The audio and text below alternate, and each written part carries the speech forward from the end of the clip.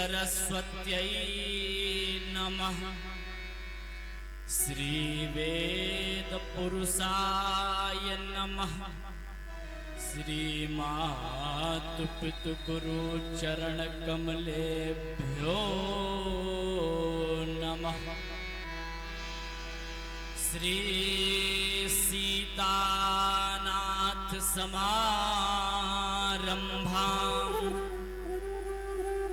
श्री रामानंदार्य मध्यमां अस्मदाचार्य पर्यन्तां वन्दे गुरु परंपरां। माता रामो मत्पिता रामचंद्रः स्वामी रामो मत्सखा रामचंद्रः सर्वस्वं मे रामचंद्रो दयालुर् नान्यं जाने नैव जाने न जाने। वंशी विभूषितकरानवनेरुदाभा पीतांबरा वरुणबिंबफलाधरोष्ठा पूर्णेन्दु सुंदरमुखा दरविंद्रनेत्रा कृष्णात् परं किमपि तत्त्वमहं न जाने। त्वं देवी जगतां माता विष्णुमाय सनातनी कृष्ण प्राणाधिदेवी च कृष्ण प्राणाधिका शुभा। कृष्ण प्रेममयी शक्ति कृष्ण सौभाग्य रूपिणी कृष्ण भक्ति प्रदे राधे नमस्ते मंगल प्रदे। गुरुर्ब्रह्मा गुरुर्विष्णु गुरुर्देव महेश्वरा गुरुः साक्षात् परब्रह्म तस्मै श्री गुरवे नमः।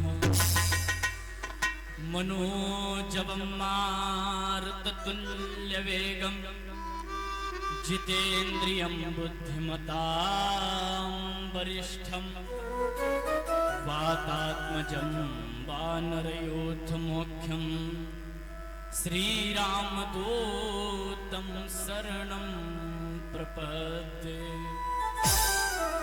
जय जय जय राधा रमण जय जय नवल किशोर जय गोपी चितचोर प्रभु जय जय माखन चोर।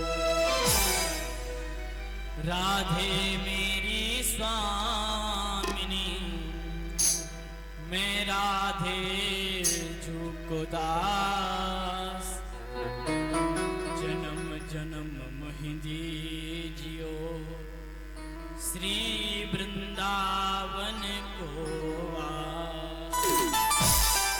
राधे मेरी माँ तुहे पिता मेरो घनश्याम और इन दोनों के चरण में करता अभिषेक प्रणाम।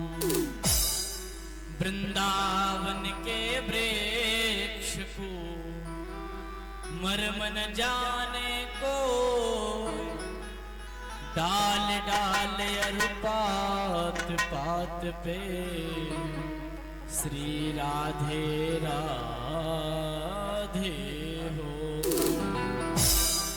बंसी वारे मोहना बंसी देव बजाए और बंसी सबके मन बसे सुघर अंगनान सुहाग। बोल बंशी वाले की जय, वृंदावन धाम की जय। आइए दो बार भगवान का नाम, उसके पश्चात भगवान की मंगलमयी पावन सेवा प्रारंभ करेंगे। अपने मन और हृदय वाणी को पवित्र करने के लिए सीताराम भगवान का नाम गुनगुनाएंगे। उसके पश्चात भगवान की मंगलमयी सेवा हम सभी श्रवण करेंगे। बड़े भाव के साथ भगवान श्री राम का नाम लेंगे।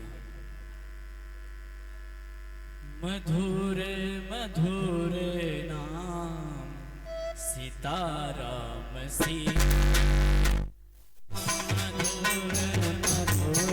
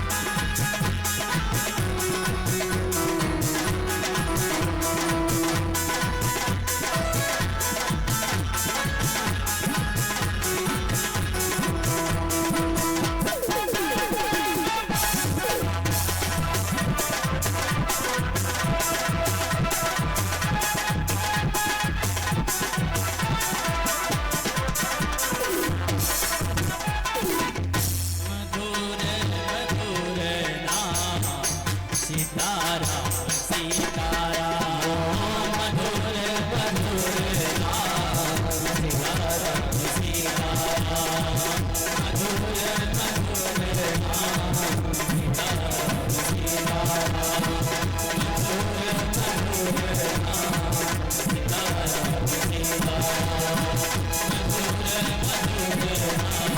सीताराम सीताराम।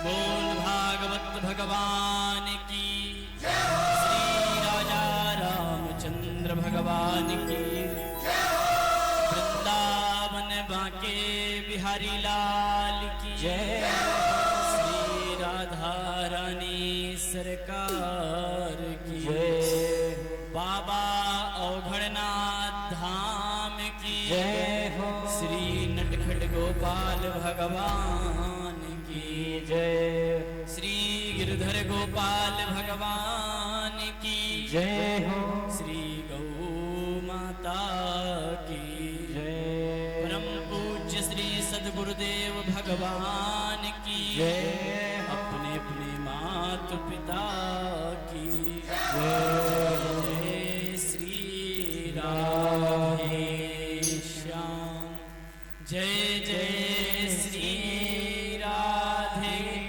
जय जय श्री राधे श्याम।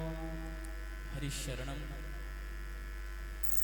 अकारण करुणा वरुणालय भक्तवांछा कल्पतरु तड़ित विडंबित पीतांबरधारी अनंत कोटि ब्रह्मांड नायक मर्यादा पुरुषोत्तम भगवान श्री राम एवं लीला पुरुषोत्तम भगवान श्री कृष्ण श्री राम कथा एवं श्री कृष्ण कथा के परम रसिक अलवंत बलवंत श्री हनुमंत लाल जी महाराज एवं श्री वेद व्यास जी महाराज परमहंस संत शिरोमणि श्री शुकदेव जी महाराज एवं भगवत महत्व की कृपा प्रदान करने वाले परम पूज्य श्री सद्गुरुदेव भगवान श्री तुलसीदास जी महाराज एवं बाबा श्री औघड़नाथ धाम के चरणों में प्रणाम करते हुए भगवान की मंगलमयी पावन कथा श्रीमद् भागवत महापुराण की कथा जिसका द्वितीय दिवस इसमें दूर दूर से आए हुए हमारे सभी आचार्य वृंद संत महात्मा एवं वाद्य यंत्र पर सहयोग दे रहे हमारे गंधर्वजन ध्वनि यंत्र के माध्यम से आप सभी तक आवाज पहुंचा रहे हमारे बबलू भैया एवं यूट्यूब के माध्यम से इस लाइव का प्रसारण कर रहे हमारे संजय भैया अखिलेश भैया एवं भगवान की मंगलमयी पावन कथा श्रवण करने पधारे हमारे सभी श्रोता समाज भाई वृंद एवं भक्ति स्वरूपा हमारी माताएं बहनें नन्हे मुन्ने बाल गोपाल सभी को इस व्यास मंच की ओर से सत सत नमन। दास की ओर से सभी को मेरा प्रणाम। बड़े ही सौभाग्य की बात कि हमारे ग्राम व नगर क्षेत्र मोहल्ले में ये भगवान की मंगलमयी पावन कथा सप्ताह ज्ञान यज्ञ प्रारंभ हुई है। यह एक यज्ञ बड़े ही सत्कर्मों से हमें मिलती है। ये ज्ञान की एक गंगा बह रही है। जैसे हम और आप तीर्थ यात्रा में जाते हैं, हरिद्वार इत्यादि में जाकर के गंगा में स्नान करते हैं, जो गंगा यमुना में स्नान करने का हमें संगम त्रिवेणी का फल प्राप्त होता है, वह श्रीमद् भागवत महापुराण की इस कथा को श्रवण करने से हमें प्राप्त होता है। क्योंकि यह भी ज्ञान की गंगा बह रही है और इसमें आकर के गोता लगाना हमारा और आपका कर्तव्य है। अरे आप इतनी दूर ना जा पाओ, लेकिन आपके ग्राम में ये 7 दिवसीय जो ज्ञान गंगा बह रही है, इसमें हम और आपको अवश्य डुबकी लगानी चाहिए। क्योंकि कहा गया है कि जहां पर भी ये भागवत प्रारंभ होती है, चाहे कोई ग्राम हो, नगर हो, क्षेत्र हो, मोहल्ला हो, चौराहा हो, 7 दिनों तक के लिए वह स्थान एक तीर्थ का स्वरूप धारण कर लेता है।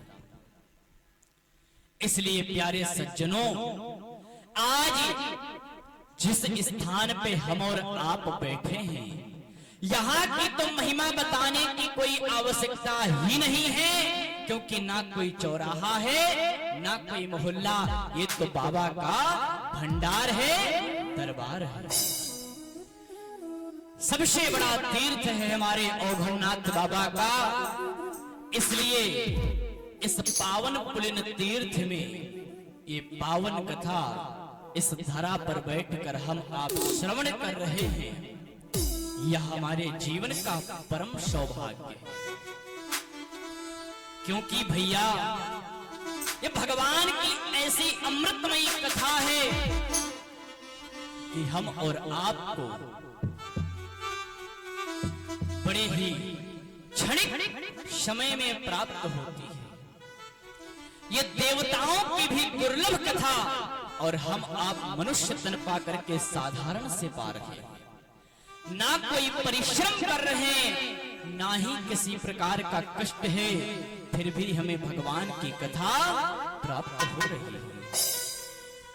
यह ऐसी पावन पुलिन कथा है जो देवताओं को भी, देवता लोग अपने स्वर्ग का अमृत देने को तैयार हो जाते हैं इस कथा के लिए। स्वर्ग के अमृत से भी बढ़कर के ये भागवतामृत है। क्योंकि भैया मैंने कल भी बताया कि ये जहां भागवत होती है और जहां पर भागवत भगवान का आवाहन हो जाए, मानो स्वयं श्री कृष्ण चंद्र महाराज आ जाते हैं।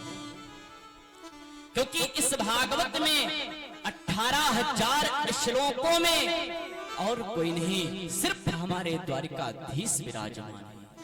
एक एक अक्षर में हमारे गोविंद का वास हो रहा है, एक एक अक्षर में गोविंद का वास है। कहा गया है भागवत में ही कि प्रत्यक्षम वांगमयी मूर्ति सह कृष्ण ददाति। ये प्रत्यक्ष भगवान की वांगमयी मूर्ति आपके सामने विराजमान है। इसलिए कभी भी हम और आपको इसको पोथी या एक पुस्तक मान करके नहीं बैठना चाहिए कि एक ग्रंथ पढ़ करके कोई सुना रहा है। सुनना सुनाना दूर की बात है, लेकिन ये भागवत भगवान के दर्शन भी हो रहे, मानो हमारा जीवन धन्य हो रहा है। कहा गया है कि जिसके घर में यदि कोई शास्त्र रखा भी हो तो वह घर पवित्र होता है। आप पूजा कर रहे हो यदि शास्त्र की, तो आपके घर में कभी क्लेश नहीं आने वाला। जैसे क्षत्रियों के पास उनके शस्त्र होते हैं, उसी प्रकार हम और आपके पास अपना एक शास्त्र है। इसलिए ये जो कथा है बड़ी ही क्षणिक कथा है। और मैंने अभी कहा कि देवताओं को भी दुर्लभ है, तो सुभा कुंभम गृहीत्वैवा देवाश्चन्द्र समागम। एक बार सभी देवता लोग इस अमृत के कलश को लेकर के बैठे हैं, और जब राजा परीक्षित को श्री सुखदेव जी कथा श्रवण करा रहे थे, उनको कहीं से पता चल गया। उनको पता चला कि परीक्षित को मरने का भय है और 7 दिनों के अंदर इनकी मृत्यु होनी है, इसलिए सुखदेव स्वामी इनको कथा श्रवण करा रहे हैं। तो जब इनको मरने का भय है तो चलो मैं इनको अमृत पिला देता हूं और इनकी भागवता अमृत में ले आता हूं।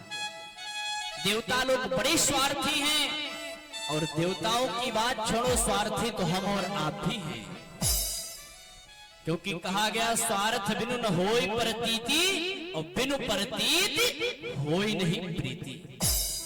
हमारा आपका कोई न कोई, हर व्यक्ति हर वस्तु में स्वार्थ लगा रहता है। तो देवता लोग बड़े स्वार्थी हैं कि भागवतामृत, क्योंकि देवताओं को पता है कि ये क्या चीज है। देवताओं को मालूम है कि हमारे इस स्वर्ग के अमृत से भी बढ़कर के ये भागवतामृत है, क्योंकि कैसा भी दुष्ट कृति अत्याचारी पापी हो, उस पापी को भी तारने वाली है भागवत। अभी अग्रिम कथा हम सभी श्रवण करेंगे कि कैसे कैसे पापियों को भी ये भागवत तारती है। इसीलिए कहा गया है कि पापियों को पाप से है तारती, श्री भागवत भगवान की है तारती। तो भैया जब इधर सभी देवता लोग ये विचार करके, और जहां पर ये कथा हो रही थी, कहां हो रही है कि एक गंगा के तट के किनारे तटमानक नंदकम तट पर के बैठकर राजा परीक्षित सुखदेव स्वामी से कथा श्रवण कर। इतने में देवता अमृत का कलश लेकर के आ गए और आकर के सुखदेव स्वामी के सामने हाथ जोड़ करके प्रणाम किया कि महाराज धन्य है आप कि आप जो इस कलिकाल में भी इस कथा को श्रवण करा रहे हैं, और आप कथा इसलिए श्रवण करा रहे हैं कि राजा परीक्षित को मरने का भय है, मृत्यु का भय है। तो मृत्यु का भय किसको नहीं, हमको भी है आपको भी। काल ब्याल मुख त्रासा त्रास निर्नाश हेतवे, काल के ब्याल का मुख का एक ग्रास हम सबको एक न एक दिन अवश्य बनना है। कितना भी हम बचना चाहें, दूर भगना चाहें, अपना देश छोड़ दे विदेश चले जाएं, तो क्या हम काल से हम बच पाएंगे? जिस दिन मेरा समय आ जाएगा तो ना कोई घर का, न परिवार का, न बाहर का, न कोई भी हमें रोक नहीं सकता। इसलिए काल के मुख में हम और आपको जाना ही पड़ेगा। तो देवता यही कह रहे हैं कि मृत्यु का भय है संसार में सभी को, और आप इनको मृत्यु के भय से इनको कथा श्रवण करा रहे हो। तो लो हम इनके लिए अमृत का कलश लाए हैं, आप इनको ये पिला दीजिए, मृत्यु के भय से मुक्त हो जाएंगे, ये अमर हो जाएंगे। सुखदेव स्वामी समझ गए कि दाल में कुछ अवश्य काला है, क्योंकि देवता लोग ऐसे तो स्वर्ग का अमृत देने वाले हैं नहीं। कोई भी व्यक्ति अपनी अमूल्य वस्तु फ्री में देने वाले किसी को नहीं है। एक बार मांगने पर भी हम आप विचार करेंगे कि हमें इनको देना चाहिए या न देना चाहिए। यदि हम अपनी अच्छी नई गाड़ी लाए हैं, कोई दूसरा मांगने आ जाए तो दे तो देंगे, लेकिन अंदर से हमारे हृदय में एक उछल पुछल मची रहेगी कि हे भगवान, जैसे ले गया है सीधे साधे ला करके खड़ी कर दे। उसी प्रकार सुखदेव स्वामी समझ गए कि इनके लिए बहुत बड़ी अमूल्य वस्तु है अमृत, ये कोई न कोई कारण है जो ये पिलाने आए हैं। लेकिन सुखदेव स्वामी बोले ठीक है, यदि आप पिलाने आए हो अमृत परीक्षित को, तो यह अमृत आप पिला दीजिए। जब सुखदेव स्वामी ने कहा पिला दीजिए, तो देवता लोग हंस करके बोले महाराज अमृत तो हम अवश्य पिला देंगे, लेकिन एक प्रार्थना है आपसे। सुखदेव जी बोले बताइए। देवताओं ने कहा प्रार्थना यही है कि आप इनको जो भागवतामृत पिला रहे हो, यह भागवतामृत हमें दे दो और यह स्वर्ग का अमृत इन्हें पिला दो। सुखदेव स्वामी ने कहा, वाह, मैं समझ गया था कि तुम किस लिए आए हो। तुम बड़े स्वार्थी हो और अपना स्वार्थ निकालने आए हो। यहां से चले जाओ। सुखदेव स्वामी वहां से देवताओं को डांट कर भगा दिया है। तो ऐसी ये पावन पुलिन कथा है, ये देवताओं को बड़ी दुर्लभ है। चाह करके भी देवता लोग इस कथा को नहीं पाए थे।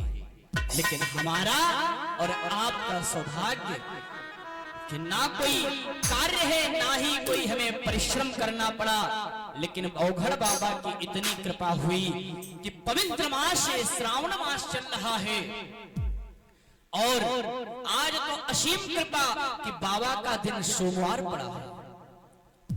सोमवार के दिन द्वितीय दिवस की कथा प्रारंभ हो रही है।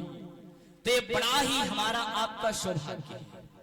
और सौभाग्य की बात देखी जाए तो हम आप ही नहीं, मेरे पूर्वज हैं। हमारे जन्म से ही हम सौभाग्यशाली, क्योंकि ऐसी रज में मेरा जन्म हुआ। ये नैमिषारण्य की जो 84 कोस में नैमिषारण्य है, उसमें जिस किसी का भी जन्म हो जाए मानो कृतार्थ हो गया। एक प्रकार से हम और आप भी एक दूसरे में देवता हैं, क्योंकि देव स्थान पे जन्म लेने वाला ही स्वयं देवता का स्वरूप होता है। इसलिए हमारा आपका बड़ा सौभाग्य है कि ऐसे पावन पुलिन क्षेत्र में हमारा जन्म हुआ है और ऐसी मंगलमयी चर्चा श्रवण करने को मिल रही है।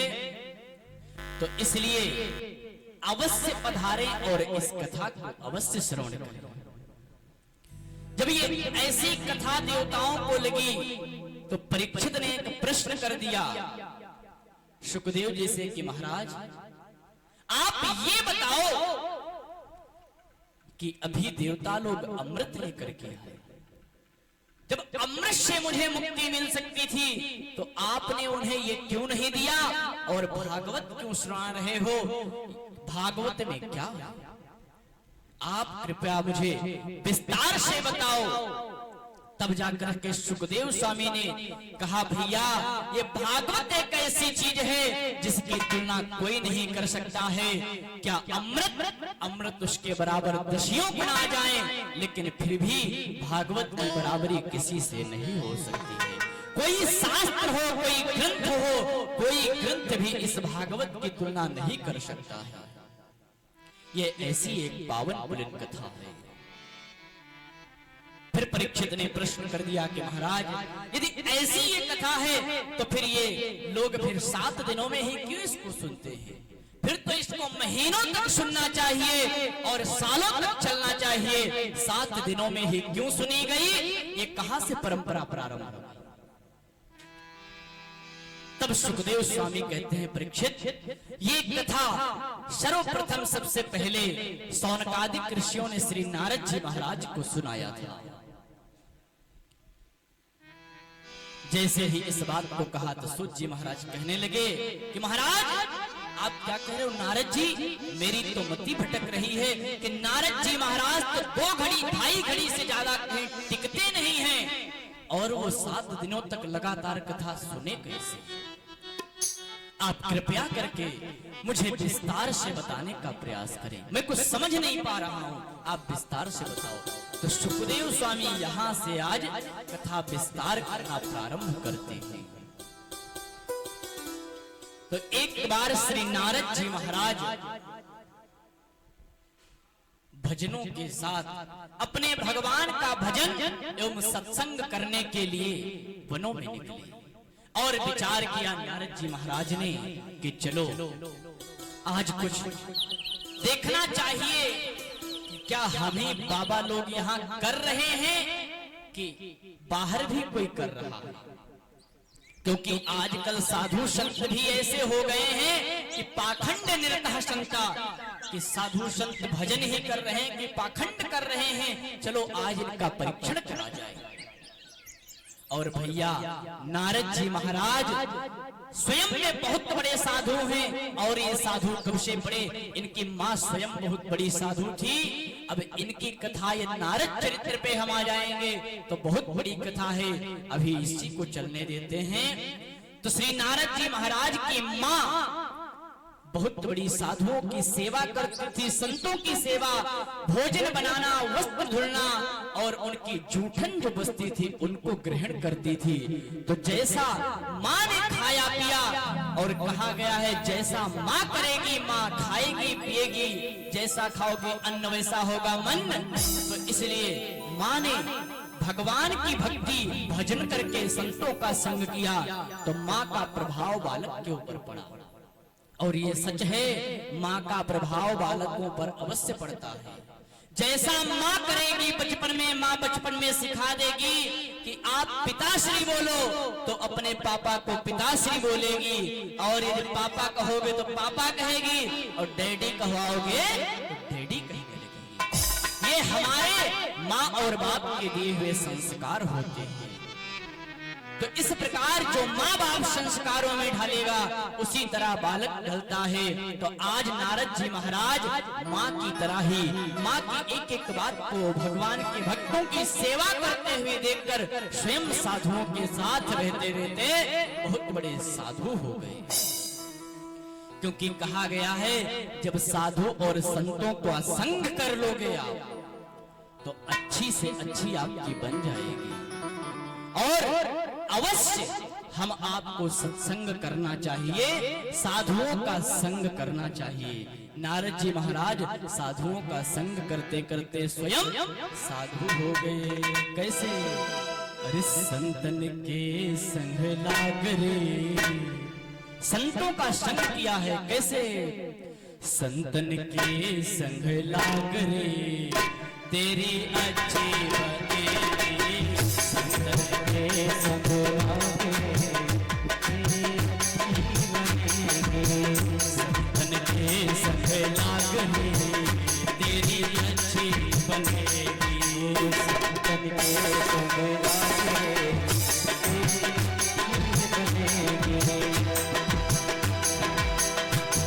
बनेगी तेरी बिगड़ी बनेगी,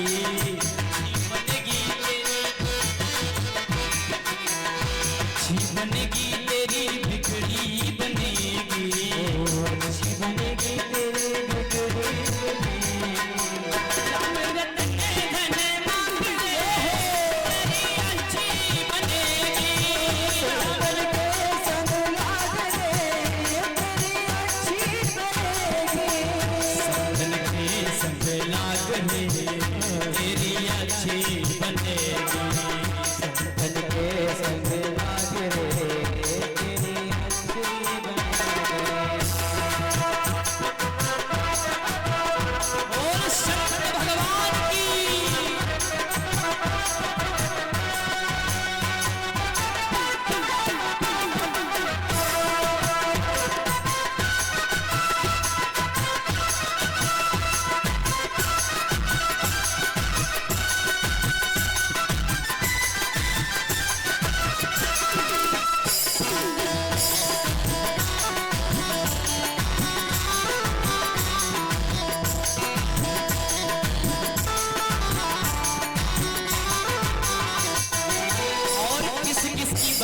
संतों का संग करके ये संत बताते हैं। कैसे? गुरु जी महाराज की बनी, प्रहलाद जी महाराज की बनी। जब इन सब की बन सकती है, इनकी ज्यादा कोई उम्र नहीं, ज्यादा कोई एज नहीं। कितनी वर्ष की आयु में बनी थी? सिर्फ 5 वर्ष के गुरु जी महाराज इतनी वर्ष की आयु में संतों का संग किया, तब उनकी भी बन गई। तो जब उनकी बन सकती है तो हम आप प्रयास करें हमारी भी बनेगी। कैसे? संतन के संग लाग रे, तेरी अच्छी बनेगी, संग लाग रे, तेरी अच्छी बनेगी, तेरी बिगड़ी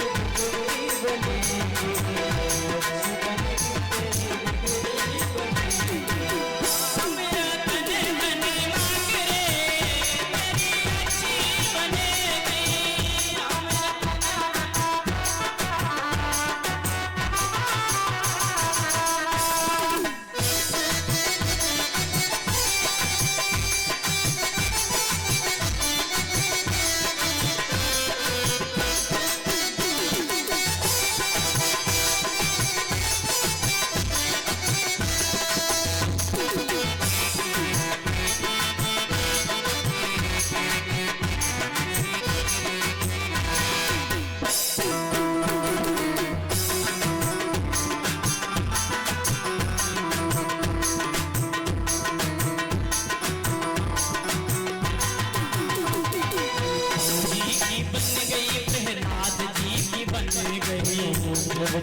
बन गई प्रहलाद जी की बन गई, ध्रुव जी की बन गई प्रहलाद जी की बन गई, ध्रुव जी की बन गई प्रहलाद जी की बन गई। तीनों जन्म तू संभाल रे, तीनों जन्म तू संभाल रे, तेरी अच्छी बनेगी, तीनों जन्म संभाल रे, संतन के संग लाग रे, तेरी अच्छी बनेगी।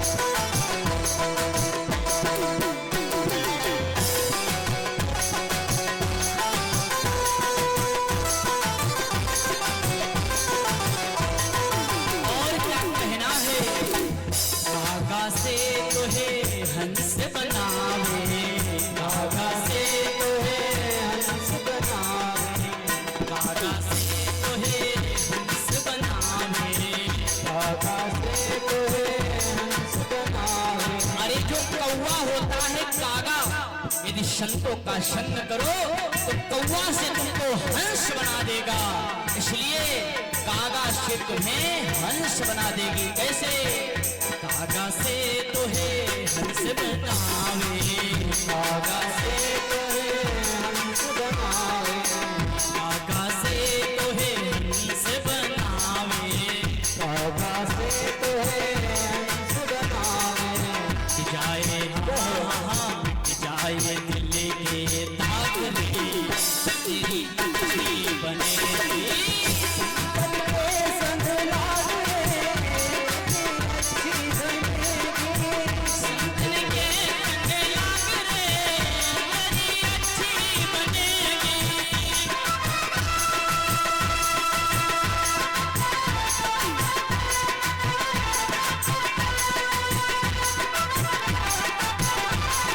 और संत भगवान की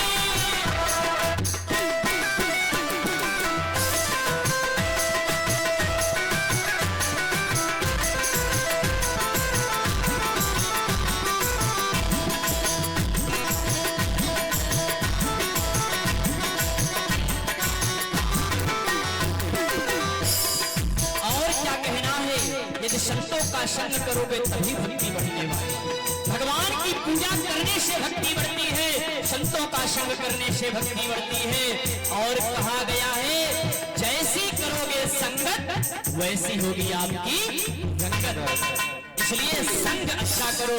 यदि आप शराबी का संग कर लिए तो आप शराबी बन गए, यदि भगवत भक्त का संग कर लिए तो आप भक्त बन जाओगे। इसलिए भक्ति करोगे, सत्संग करोगे, संग करोगे, तब जाकर के आपकी भक्ति बढ़ेगी। कैसे? संतन के संग भक्ति बढ़ेगी, संतन के संग भक्ति बढ़ेगी, संतन के संग भक्ति बढ़ेगी, संतन के संग भक्ति भक्ति बढ़ेगी, बढ़ेगी तेरी शक्ति बढ़ेगी, बढ़ेगी तेरी भक्ति बढ़ेगी तेरी शक्ति बढ़ेगी, हम चरण धन मांग रे, हम चरण धन मांग रे, तेरी अच्छी बनेगी, संतन के संग लाग रे,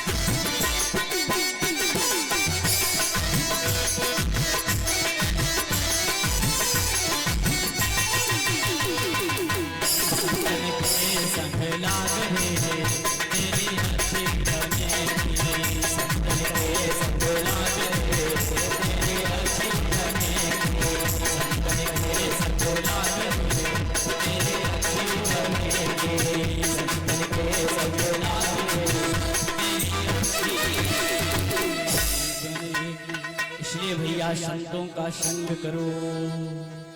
जब संतों का संग करोगे तो आपकी भक्ति भी बढ़ेगी, और जब भक्ति बढ़ेगी तो आपके अंदर शक्ति भी बढ़ेगी। तो आज नारद जी महाराज संतों का संग करके स्वयं साधु हुए, और आज इधर संतों का ही परीक्षण करने के लिए नारद जी महाराज निकल पड़े। तो जैसे ही नारद जी महाराज निकले, कुछ दूर जाने पर वन के अंदर एक छोटी सी गुफा दिखी, और गुफा के अंदर प्रवेश किया। और जैसे ही अंदर प्रवेश किया, वो नाम उस गुफे पे लिखा हुआ था कि ब्रह्मचारी बाबा की गुफा। गुफा पे लिखा था कि ब्रह्मचारी बाबा की गुफा। जैसे ही नारद जी महाराज ने अंदर प्रवेश किया तो देखा क्या, उसमें छोटे छोटे बच्चे किलकारियां कर रहे हैं। नारद जी महाराज बड़ी विडंबना में फंस गए कि अरे ये तो ब्रह्मचारी जी महाराज की गुफा है, ये तो ब्रह्मचर्य धारण किए बैठे हैं, और इनकी गुफा में ये बालक कहां से आए। तो अंदर से सेवक से सुनने को मिलता कि ये सब यही आश्रम के बालक हैं, और ये सब स्वामी जी के ही पुत्र हैं। जब ऐसा सुना, नारद जी महाराज दूर से प्रणाम करके और अपने आप को दर्शित करते हुए वहां से बाहर आए, और कुछ दूर पे चले तो एक दूसरी गुफा दिखी, त्यागी बाबा के नाम से गुफा दिखी। उस आश्रम में जब पहुंचे तो देखा, अंदर आश्रम के जब गए तो देखा चारों तरफ गाड़ी बंगला खड़े। जब ये सब देखा तो विचार करने के लिए प्रश्न किया कि क्या ये सब किसका है। तो अंदर से उत्तर आता है, जवाब मिलता है कि यह सब तो त्यागी बाबा का है। नारद जी महाराज विडंबना में फंस गए कि ये त्यागी बाबा हैं, इन्होंने तो सब कुछ त्याग दिया है, तो ये फिर गाड़ी बंगला किस लिए, किसके लिए रखे हुए। नारद जी महाराज बड़ी विडंबना में हैं। वहां से भी आगे चले तो थोड़ी दूर पे जाकर के एक मौनी बाबा का आश्रम दिखा, और जब उस आश्रम के पास पहुंचे तो देखा क्या, उसके अंदर इतना ज्यादा शोर हो रहा था जैसे विद्यालय में विद्यार्थी पढ़ते हैं तो उनके गुनगुनाहट की आवाजें आती हैं। उसी प्रकार मौनी बाबा के आश्रम से एक हल्के हल्के शोर की आवाज आई, और मौनी बाबा का मतलब कि ये सुई भी गिरे तो उसकी आवाज आनी चाहिए। नारद जी महाराज बड़ी विडंबना में फंसे, बोले ये तो बड़ी विचित्र माया है, अब इनका सबका परिचित कैसे होगा। ये सब संत पाखंडी हो गए हैं, और पाखंड निर्दह संता, और पाखंड का अर्थ यही है, व्याकरण में संधि विच्छेद किया जाए तो पाखंड का अर्थ यही हो रहा है कि पाप का ही खंड करो, पापस्य धन खंडा पाखंड। पाप का ही खंड प्लस करके देखो, व्याकरण में संधि विच्छेद हो रहा है। अकह श्रवणे दीर्घा संधि से इस सूत्र से लोगे तो आपका यही निकल रहा है कि पापस्य धन खंडा, पाप का ही ये खंड है। ये जो पाप कर रहे हैं वही उसी का ये खंडन बिथड़ा पड़ा है। नारद जी महाराज बड़ी विडंबना में फंसे, वहां से आगे बढ़े, बोले संत तो सब पाखंडी हो गए हैं, चलो थोड़ा गृहस्थियों को मिल लें। अब नारद जी महाराज गृहस्थियों के पास आए। जब गृहस्थ में नारद जी महाराज आए तो क्या देखा, तरुणी प्रभुता गृह श्याल को बुद्धिदायक, कन्या विक्रयणो तस्य दंपति नाम चक्र। देखा कि तरुणी प्रभुता गृह है। अरे अब गृहस्थियों में ये हो गया है कि यदि किसी बालक या बालिका का पाणिक ग्रहण संस्कार विवाह हो रहा है तो अब विवाह नहीं बल्कि मोल हो रहा है, रिश्ते खरीदे जा रहे हैं।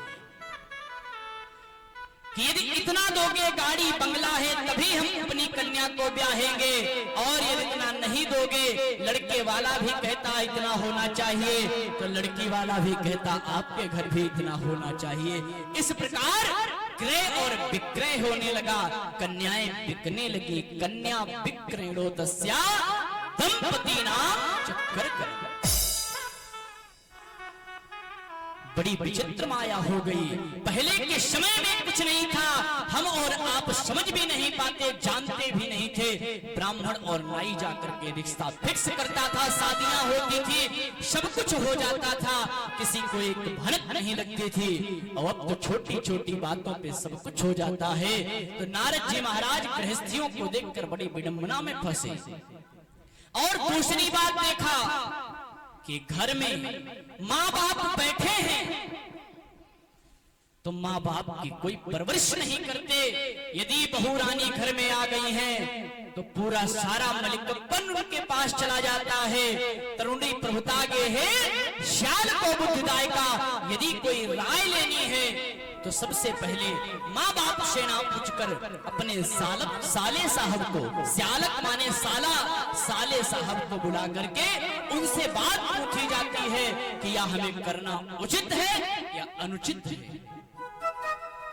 घर में माँ बाप बैठे हैं कि ज्यादा कुछ बोलते हैं तो उनकी खटिया उठा करके या तो देवालय या तो अनाथालय और नहीं तो खेत खरियान में छोड़ देते हैं। बड़ी विचित्र स्थिति, विडंबना हो गई। नारद जी महाराज वहां से दौड़ते भागते निकले, बोले अब मुझे कहां संतुष्टि मिलेगी।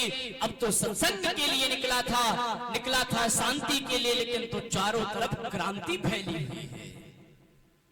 नारद जी महाराज बड़ी विडंबना में हैं। अब तो सिर्फ एक ही स्थान प्रभु को ध्यान आया। नारद जी महाराज ने विचार किया, अब यदि मुझे शांति मिलने वाली है तो श्रीधाम वृंदावन में मिलने वाली है। यमुना की कलकल धारा होगी, वहां पर बैठ के यमुना के किनारे में भजन करूंगा, संतों के दर्शन होंगे, वहां मुझे शांति मिलेगी। क्योंकि वृंदावन बड़ा ही पावन पुलिन क्षेत्र है। वहां सब क्या कहते हैं, जय जय वृंदावन।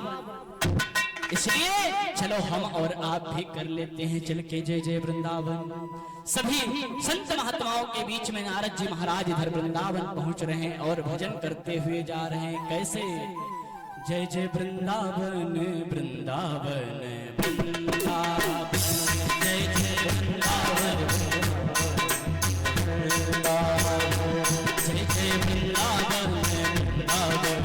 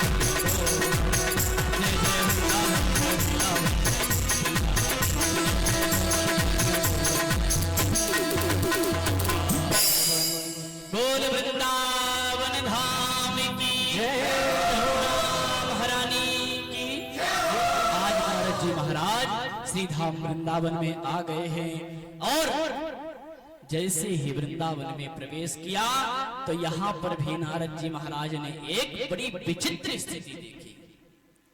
अरे चारों तरफ तो क्रांति फैली हुई है, लेकिन क्या इस वृंदावन में भी एक क्रांति है? क्या देखा नारद जी ने? उन्होंने देखा कि यमुना के किनारे एक नौजवान स्त्री बैठी हुई है और उसके सामने दो वृद्ध लेटे हैं। दोनों बुढ़े लेटे हैं और नौजवान स्त्री उन बुढ़ों को देख देख करके रुदन कर रही, नेत्रों से अश्रु गिरा रही है। जब ऐसा देखा तो नारद जी महाराज विचार करने लगे कि ऐसे पावन पुलिन क्षेत्र में भी आए कोई क्या एक आपदा है। चलो मुझे चल करके इनसे एक प्रश्न करना चाहिए, पूछना चाहिए कि आप किस लिए रुदन कर रही हो। अब तो नारद जी महाराज समीप में आए और बोलने का साहस नहीं किया, क्योंकि स्त्री है और मैं साधु संत हूं। ऐसा विचार करके नारद जी ना चाहे पुनः वापस हुए, लेकिन उस स्त्री ने नारद जी महाराज को पुनः अपनी तरफ आवाज दिया और कहा, महाराज अरे आप कहाँ जा रहे हो? आपके चरणों में मेरा दंडवत प्रणाम। और महाराज आप यदि आए हो तो मुझको कुछ देकर जाओ, मेरे कुछ प्रश्न आप सुनो। नारद जी ने कहा, देवी आप ये बताएं कि आप इस धाम में रुदन क्यों कर रही हैं? आपके ऊपर ये रुदन, ये नेत्रों से अश्रु और ये सामने दो वृद्ध पड़े, ये कौन है? ये कौन है? फिर तो जैसे ही ये प्रश्न किया है तुरंत उन्होंने अपना, उस स्त्री ने नाम बताया कि महाराज मेरा नाम है भक्ति, मेरा नाम है भक्ति, और ये जो वृद्ध आपको दिख रहे ये कोई और नहीं, ये मेरे पुत्र हैं, मेरे बालक हैं। नारद जी महाराज विचार में पड़ गए कि मां नौजवान है और बालक वृद्ध हैं, ये कैसा राय है?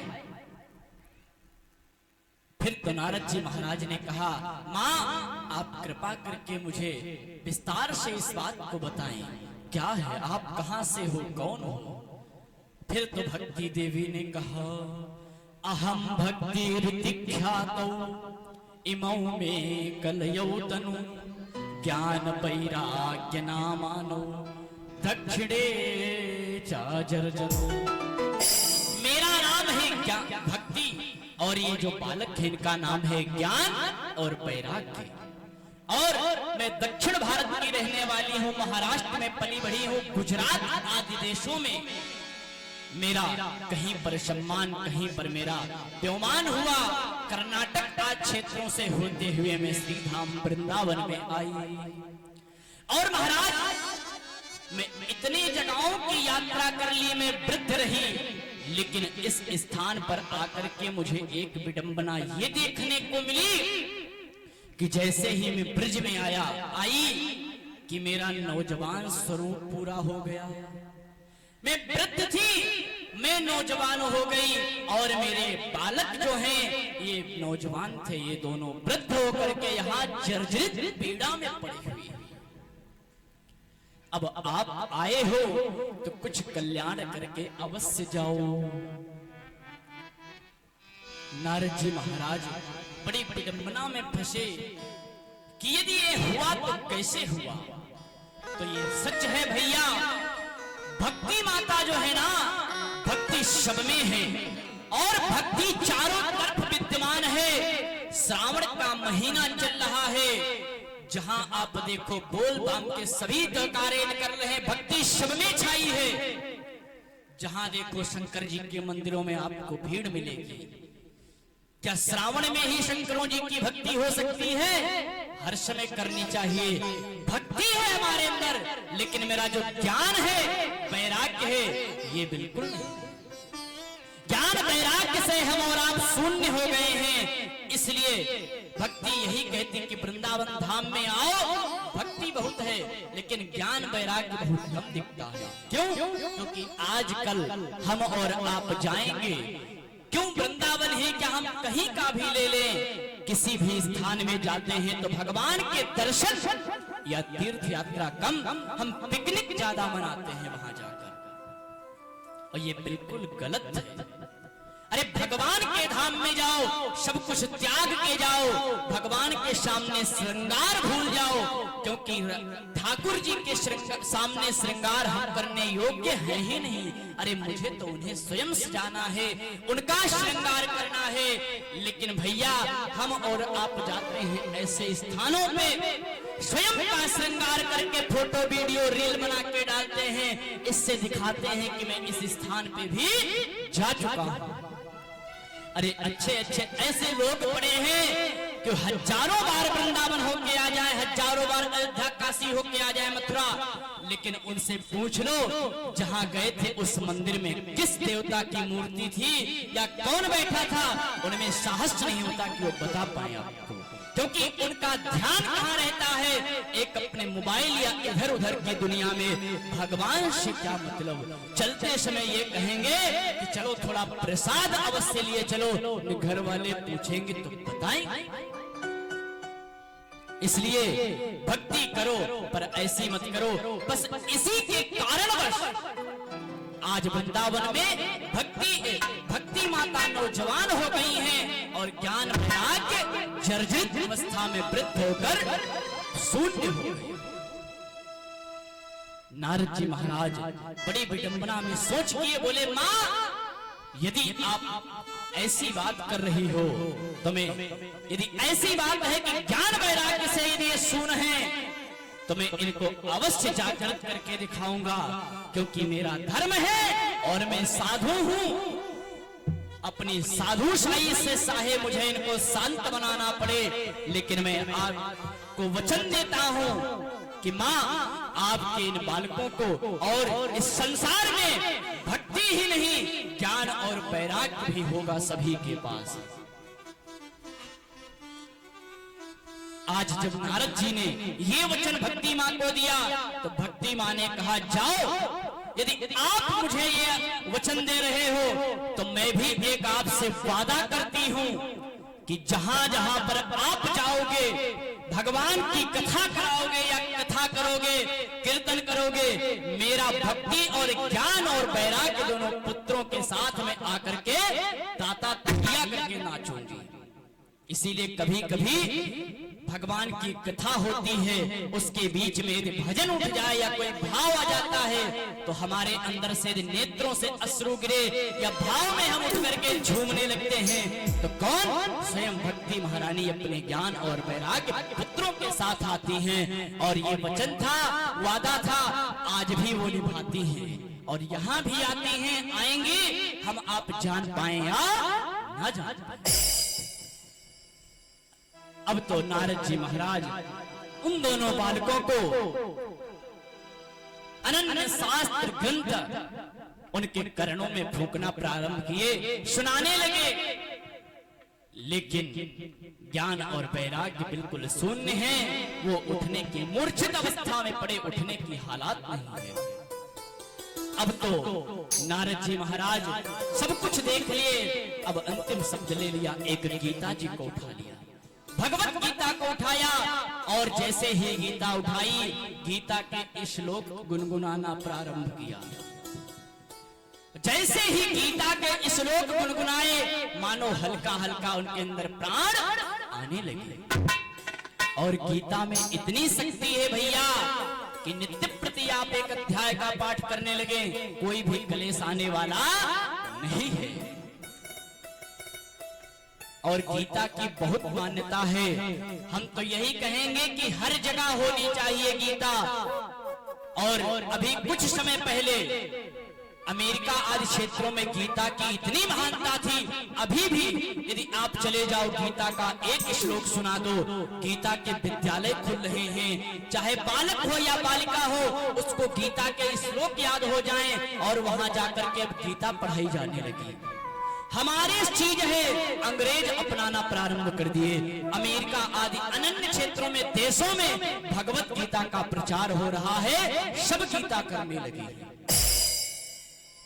इसलिए हम यही कहेंगे कि आप सब भी भगवत गीता का भी पाठ करें, अवश्य याद करें, शायद चमत्कार हो जाए कि आप भी कभी कुछ न कुछ लायक बन जाएं। छोटे छोटे बच्चों से अवश्य गीता का पाठ करवाएं। और जैसे ही जब इधर नारद जी महाराज ज्ञान वैराग्य बिल्कुल शून्य पड़े थे, उनके कर्णों में जब गीता का पाठ प्रारंभ किया, तो जब जागृत अवस्था हुई, नारद जी को लगा कि ये दवा मेरी कुछ फायदा कर रही है, तो गीता पाठैर मुहुर्मुहुः बार बार गीता का पाठ कर रहे हैं। और विश्राम करते करते नारद जी भी जब अपनी पूरी तन मन धन से लग गए, तो और ज्ञान वैराग्य के कर्णों में फूंकना प्रारंभ किया, तो ज्ञान वैराग्य अंतिम में उठ करके बैठ गए। जब ज्ञान वैराग्य उठ करके बैठे, लेकिन पुनः फिर विश्राम हो गए, लेट गए। अब तो नारद जी समझ गए कि कुछ इसका अवश्य फायदा है, अब मैं क्या करूं, एक बार लिटा दिया। इतने में आकाशवाणी होती है। आकाशवाणी हुई और आकाशवाणी में यही हुआ कि किसी ने यही बोला कि महाराज आप जाओ, यदि इन बालकों को ठीक करना चाहते हो, जाओ भागवत का सप्ताह सुनो। जब ये भागवत सुनेंगे तब जाकर के इनके कल्याण होगा, तब जाके मूर्छित अवस्था से दूर होंगे। अब तो नारद जी महाराज कहने लगे, मुझे कहाँ मिलेगी भागवत, कौन सुनाएगा? तब आकाशवाणी ने कहा, ये संत सुनाएंगे। अब तो नारद जी महाराज कहने लगे, कौन संत? तो आकाशवाणी कहती, अब जाओ, ये आपका ढूंढने का काम है। नारद जी बड़ी विडंबना में फंसे। अब विचार करने लगे कि हम किस संत के पास चले जाएं, किससे कह दें सुनाओ। इस प्रकार आज नारद जी महाराज वनों में विचरण करते, दौड़ते, भागते हुए जा रहे हैं। और सौनकादि ऋषि, सनत सनंदन सनातन सनत कुमार चारों भैया इधर वन में भगवत भक्ति भजन के लिए, सत्संग के लिए निकले हैं कि चलो कहीं न कहीं कोई सत्संग हो रहा होगा, वहां बैठ करके हम भी आनंद लेंगे चल के। और सनकादिकों का तो जीवन ही इसलिए हुआ है कि कथा मात्रैक जीवनम, सिर्फ एकमात्र यदि जन्म लिया है तो कथा के लिए, कथा सुनना और सुनाना। और ये इतने ज्यादा भगवत प्रेमी हैं, कथा प्रेमी हैं कि यदि कथा कहीं नहीं होती है तो एक भाई श्रोता और 3 भाई वक्ता बन करके स्वयं कथा करने लगते हैं। तो कथा भी यहीं से प्रारंभ हुई थी कि जब राजा परीक्षित ने प्रश्न किया था कि सप्ताह कहां से प्रारंभ हुई, तो सप्ताह यहीं से प्रारंभ होती है। आज नारद जी महाराज को सौनकादि ऋषि सप्ताह सुनाने लगे। तब श्री नारद जी महाराज जब मिले तो यही एक प्रश्न किया कि आप को सुधा लोके को का चाहते बड़े महाराज। अरे हे नारद जी महाराज, आप कहां जा रहे हो और आप कहां दौड़ते भागते फिर रहे हो? आपको एक निष्ठुर ब्राह्मण संत हैं, भक्त हैं, और आज आपके मुखार बिंद पे ये उदासी जो झलक रही है, ये कहां से आई है, मैं यही जानना चाहता हूं। अरे आप कृपा करके मुझे अवश्य बतलाएं, आपके दुख का कारण क्या है, आप अवश्य बतलाइए। फिर तो नारद जी महाराज पूरा दृष्टांत बता दिया कि ऐसी ऐसी स्थिति, जो भी अभी हमने श्रवण किया, पूरा इतिहास सनकादिकों को सुना दिया। तो सनकादिक बोले, भैया बस इतनी सी बात कि ज्ञान और वैराग्य को जगाने की, और आप इतना परेशान। अरे ये तो छोटी सी एक उपाय है, जाओ इनको भागवत सुनो। यदि ये भागवत सुन लेंगे तो भागवत से इनके ज्ञान और वैराग्य की मूर्छित अवस्था दूर होगी, और ये स्वयं भगवत भक्ति में लगे ताता थैया करके नृत्य करेंगे। तो नारद जी ने कहा महाराज क्षमा करना, आप भागवत की कह रहे हो, मैंने कोई शास्त्र ग्रंथ छोड़ा ही नहीं है। अरे चारों वेद पढ़ा दिए, 18 पुराण, 6 शास्त्र, सब कुछ मैंने कुछ नहीं रखा है, लेकिन फिर भी उनकी जागृत अवस्था नहीं। नारद जी महाराज ने कहा कि महाराज अब आप कोई दूसरा उपाय बताओ। सनकादिकों ने कहा नहीं भैया, आपने वेद सुनाया है, 18 पुराण शास्त्र सुना दिए, क्या भागवत सुनाई? भागवत सुनाओ जाके, और जब आप भागवत सुनाओगे उनका अवश्य कल्याण हो जाएगा। नारद जी कहने लगे महाराज अरे आप बताओ, वेद बड़ा है कि भागवत बड़ी है? सनकादिकों ने कहा भैया बड़ा तो वेद है, लेकिन एक बात बताओ, आप जो कहना चाह रहे हो मैं समझ रहा हूं कि जो चीज बड़ा कर सकता छोटा नहीं, लेकिन ऐसा बिल्कुल नहीं है। कभी कभी छोटा भी ऐसा कार्य कर जाता है जो बड़ा नहीं कर पाता। तो आज सनकादिकों को उदाहरण दे रहे हैं कि भैया ये बताओ कि आम का वृक्ष हो, आम का वृक्ष है और आम का सीजन नहीं है, आप जाकर के आम की डाल को चबाने लगो तो क्या आम का स्वाद मिलेगा? नहीं मिलेगा, बल्कि आपकी बत्तीसी अवश्य बाहर आ जाएगी। और आम का यदि सीजन है तो आम के फल को आप यदि खाओगे तो क्या आनंद मिलेगा? अब आप विचार करो कि फल बड़ा है कि आम का वृक्ष बड़ा है, और बड़ा भी मानो तो फल निकला कहां से है? वृक्ष से ही निकला है ना। आम का फल वृक्ष से निकला है तो वृक्ष सबकी सबसे बड़ा महानता है कि फल की होगी। नारद जी महाराज का दिमाग चक्कर में पड़ गया, बोले मानता हूं भैया कि आप कह रहे हो कि भागवत बड़ी है, लेकिन मैं ये भी कह रहा हूं कि भागवत बड़ी है, वेद बड़ा है, लेकिन मैं ये कह रहा हूं वेद से ही भागवत निकली है। वेद एक अमृत का बड़ा फल है, उसी से एक टपका हुआ ये भी एक भागवत फल है। और जाओ इस प्रकार अनन्य उदाहरण दे डाले, समय का अभाव है तो उदाहरण और दृष्टांत ना लेकर के मेन टॉपिक पे रहें। तो इस प्रकार अब तो नारद जी महाराज को यही कहा कि जाओ भैया तुम कथा श्रवण कराओ, साप्ताहिक कथा श्रवण कराओगे, और जैसे ही ये साप्ताहिक कथा प्रारंभ होगी इधर ज्ञान वैराग्य अवश्य जागृत अवस्था में आ जाएंगे। अब तो श्री नारद जी महाराज ने कहा प्रभु ना ही मुझे कहीं जाना है और ना ही कहीं आना, अब जब आप सामने हो तो आप ही जो सुनाए। तो अब यही पे कन्फर्म हो गया। अब दोनों तो सनकादिकों ने कहा भैया कोई स्थान देख लो, तो ना इस समय ये दोनों बद्री विशाल में हैं, और बद्री विशाल में हैं तो वहां कोई इतनी जल्दी पहुंच नहीं सकता, और पृथ्वी पर साधु आ भी नहीं रहे, तो बीच का स्थान पड़ता है हरिद्वार। बोले चलो हरिद्वार में चल के आनंद नाम का एक घाट है, उस घाट पर बैठ करके भगवान के मंगलमयी कथा प्रारंभ करते हैं। थोड़ा सा नीचे आओ और थोड़ा सा ऊपर आओ, बीच मध्य में बैठ करके भगवान की मंगलमयी कथा चालू हो।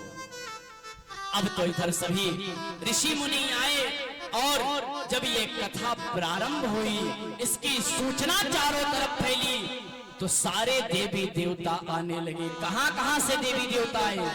पुष्करम चा प्रयागम चा काशीम गोदावरीम तथा हरि क्षेत्रम कुरुक्षेत्रम श्रीरंगम सेतुबंधनम।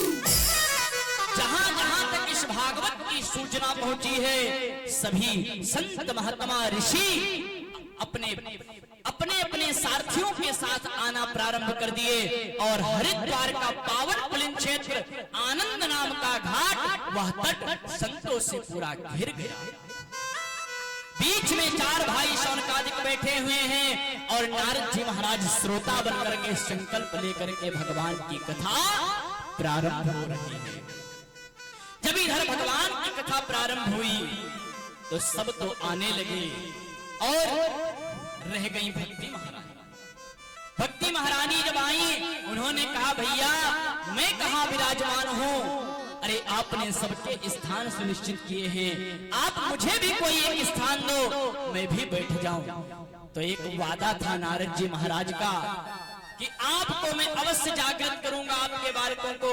तो भक्ति महारानी ने भी वादा किया था कि जहां सत्संग होगा मैं अवश्य आऊंगी और सबके हृदय में जाऊंगी। तो ज्ञान और वैराग्य पड़े हैं। इधर भागवत की कथा प्रारंभ हुई।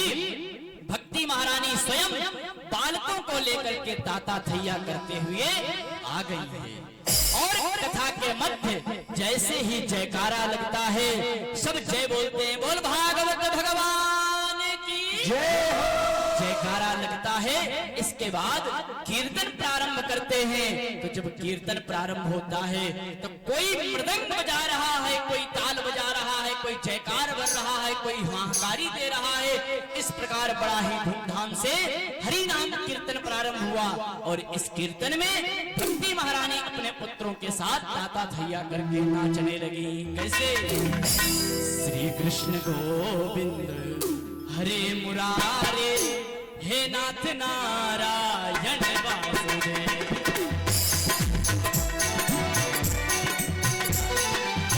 हे नाथ नारायण वासुदेव। कृष्ण गोविंद हरे मुरारे, हे नाथ नारायण वासुदेव। हे नाथ नारायण वासुदेव।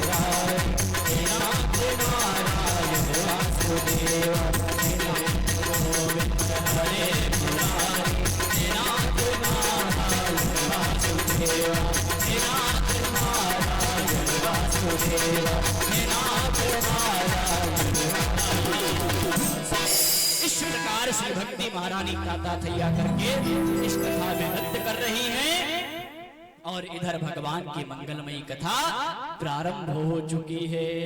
आइए, समय बड़ा कम है और पूज्य पिताश्री का भी आगमन हो चुका है, तो हम यही चाहेंगे कि आप सभी कुछ क्षण पूज्य पिताश्री के मुखारविंद से भगवान की मंगलमयी चर्चा को श्रवण करें।